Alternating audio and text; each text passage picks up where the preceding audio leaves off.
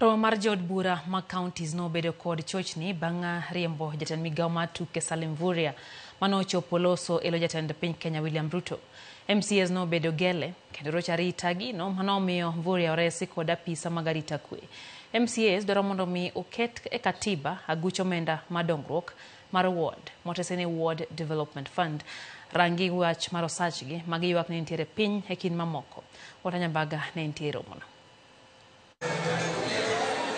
E romo mane okelo kanyakla MCAs mag counties mang'wen kod abiriyo ma pacho ka, romo mar lalruok yore mag jiwo chike to kod tich ka igeno ni romo dhi chakore yor widhruok kod chia mar jok molony ka gin kod lalruok kod jotelo ahinya jatend piny William Ruto.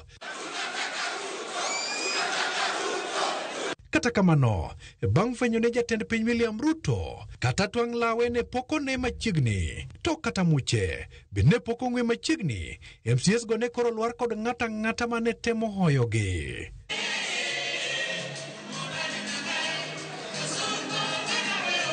Jatend migawo mar weche tuke Salim Mvurya, maneja ote jatend piny William Ruto, mane owinjo liet to kod koko mag MCAs, kikidhe ne oko nyal golo twak mane omiye kod jatend piny. Today, His Excellency the President has sent a representative. I'm not saying he's speaking.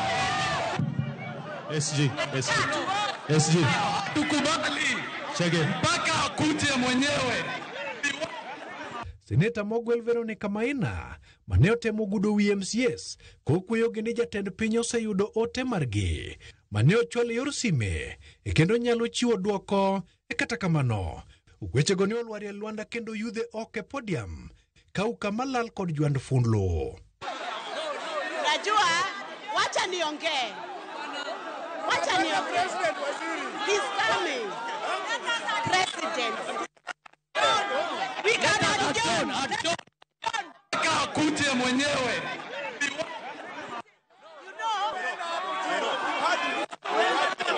Arita kwe ne owuok kendo chuno mondo apisas mag arita kwe oluor jatend migawo mar tuke Salim Mvurya kuom dakika moko kapok okowe lep kod apisas mag arita kwe. No more microphone. Tafadhali usite microphone. No more microphone. Kila mtu. Kata kamano, Veronica Maina bende ne oko tony kendo sembe oko kinde ma MCAs go ne dwaro winjo mana jatend piny William Ruto kende ma ok ng'ata.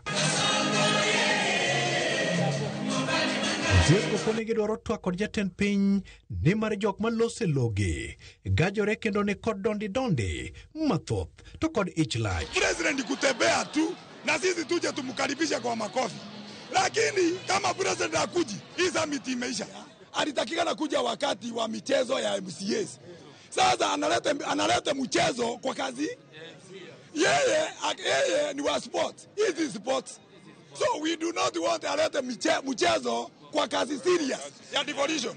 Yeye akuja wakati wa kasa. Kasa ndio tunamtaka aje aseme. Lakini hii ni sisi na rais. Kama hakuna wacha katamano. Hiyo tumekata. Bendege yuak ne od bura mamalo magikoni kedo kod loch gwenge. So ukiangalia the cancer that is eating devolution in this Republic of Kenya is none other than the National Parliament. So gikoni gidwaro mondo sirkal owinji yuak kendo rang wacho sachgi to kod balang' mamoko. We had to interrupt our program and send a message to the president that he needs to come and talk to the country, talk to the MCAs, address the challenges that the assemblies are facing, and also meet the MCAs. Jakoro makajwang nyasi kata romo mane ochani biro timore yo mong'ith kendo makare mochanore yuno lwarie Luanda kendo lokore mana kar chamo danje. Watanyambaga, Ramogi TV, Nairobi.